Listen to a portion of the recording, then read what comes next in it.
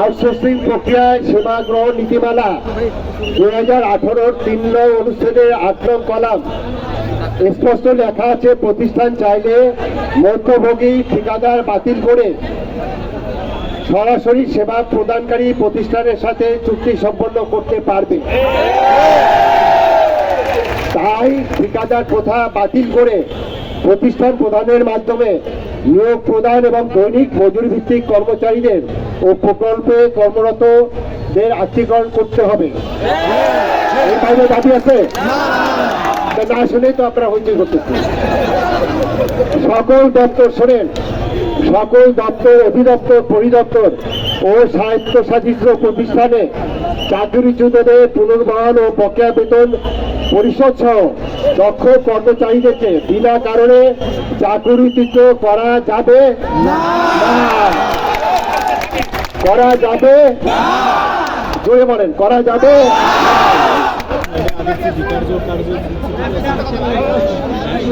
এবং ঝুঁকিপূর্ণ কাজের জন্য সেফটি পোশাক দিতে হবে।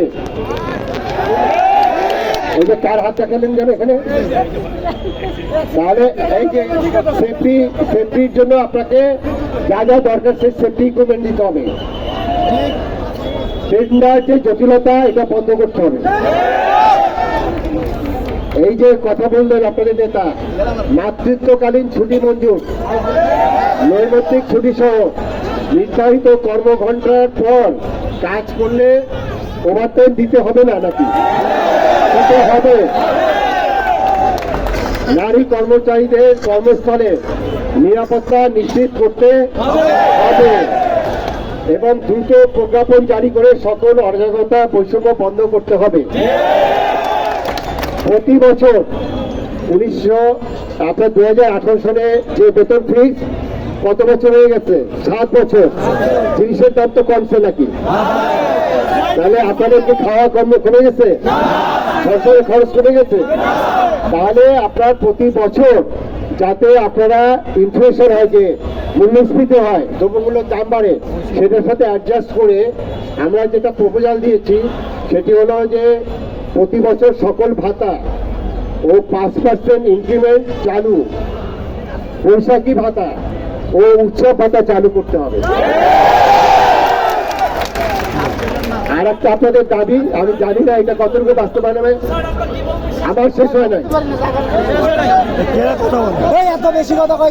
আপনারা দাবি করেছেন যেটা, এটি অর্থ মন্ত্রণালয়ের সাথে আমরা বসে করবো। সর্বনিম্ন বেতন কত টাকা?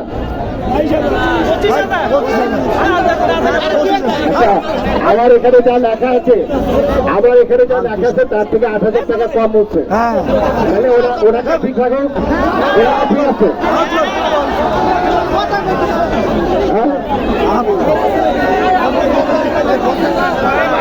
30,000 টাকা আমরা প্রবোধ করি।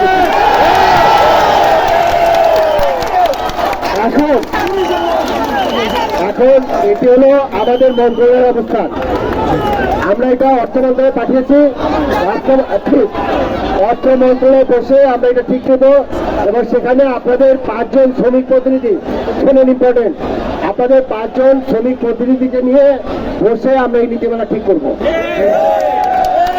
আর একটা জিনিস আছে আমার বিষয়, সেটা হলো এখানে আমাদের একটা ফান্ড আছে, এটা জানেন? কি ফান্ড বলেন তো? কল্যাণ ফান্ড। আপনাদের জন্য আমরা এই কল্যাণ ফান্ড ওপেন করে দিলাম। এই কল্যাণ ফান্ডে কি কি সুবিধা আছে বলেন? আল্লাহ না করুক, যে কোনো মানুষ মারা যেতে পারে। যদি কেউ মারা যায় তাহলে তাকে আমরা 2 লক্ষ টাকা তার পরিবারকে দেব। যদি কেউ অসুস্থ হয়, হাতে ব্যথা পায়, তার চিকিৎসার জন্য 50,000 টাকা আমরা কল্যাণ ফান্ডে দেব। আপনাদের বাচ্চারা বিভিন্ন জায়গায় লেখাপড়া করে না, সেখানে আমরা 50,000 টাকা শিক্ষা ভাতা দেওয়ার ব্যবস্থা আছে। এরপরে মাতৃত্বকালীন, যদি কেউ প্রেগনেন্ট হয় তাকে মাতৃত্বকালীন বেনিফিট দেওয়ার সুযোগ আছে। আমি আপনাদের সবার কাছে আমরা যেটা পরিষ্কার করতে চাই, আপনারা এই বিষয়ে আমাদের এখানে তিনতলা অফিস আছে, সেখানে আপনারা এই সব বিষয়ে আবেদন করবেন। আমি দায়িত্ব নিয়ে বলছি, এই আবেদনগুলো আমরা দ্রুত এই সাপোর্টগুলো দিব। আপনারা বলেন যে আপনাদের কেউ নাই, আপনাদের সরকার আছে, এবং 5ই আগস্টের পরে যে আন্দোলন হয়েছে বৈষম্য বিরোধী আন্দোলন, সেই বৈষম্য আমরা বাংলাদেশে রাখতে চাই না। এবং আমার যেটা মনে হয় যে আপনাদের যে দাবি দেওয়া, আপনারা খালি দাবি দেওয়া করছেন, এটা আমরা অলরেডি 24 তারিখে আমরা অর্থ মন্ত্রণালয়ে পাঠিয়েছি। আপনাদের 22,000 টাকা আমরা 30,000 টাকা সাজেস্ট করে পাঠিয়েছি। ঠিক আছে, আমার যেটা ধারণা সেটা হলো যে আপনি যদি বলেন যে পার্মানেন্ট করতে হবে রেভিনিউ হেডে, সেটা সরকারের পলিসির ব্যাপার, এবং সেটা করা যাবে না। আউটসোর্সিং নীতিমালায় করা হয়েছে, এটা করা যাবে না। কিন্তু আপনাদের নিয়মতান্ত্রিক ভাবে আসতে হবে। আপনারা যদি এই রাস্তা বন্ধ করে দেন, তখন কি হবে? এখানে জনদুর্ভোগ হবে না? এই জনদুর্ভোগের ফলে কি হয়? মানুষ তখন আপনাদের বিরুদ্ধে সবাই আপনার নেগেটিভ ধারণা হবে, যারা অসুস্থ রোগী আছে। আচ্ছা, আর একটা কি হলো যে তখন কি হবে, পুলিশ এসে যদি ফোর্স অ্যাপ্লাই করে, গরম পানি মারে, বা এটা নিয়ে যদি কোনো আহত হয়, জখম হয়, তখন এটা কি ভালো হবে? অতএব আমি যে জিনিসটা বলতে চাই, আলোচনার মাধ্যমে সব সমাধান হবে। আলোচনা করবেন। আমরা আমাদের শ্রম মন্ত্রণালয়ের মূল কাজ হলো আপনাদের ওয়েলফেয়ার করা। এবং এখন আমার একটা মিটিং আছে, সেখানে আমাদের যে ডিসিসি আছে, সেখানে 20 জন শ্রমিক নেতা আছে, 20 জন মালিক নেতা আছে, 20টা ডিপার্টমেন্ট এখানে আছে। এইগুলো আমরা কেন করছি? এই আলোচনাগুলো করে এটা সমাধান করবো। আপনাদের যেটা হচ্ছে কি যে অবশ্যই মানে আমাদের অবস্থা কি যে যদি আপনারা বেশি দাবি দেওয়া না করেন, তখন আমাদের কানে পানি যায় না। কিন্তু আমরা দেখেন, আপনারা আজকে সেখানে ডেমনস্ট্রেশন করছেন, আমরা গত 24 তারিখে আপনারা যা চেয়েছেন তার থেকে বেশি কিন্তু আমরা রিকমেন্ড করেছি। এরপরে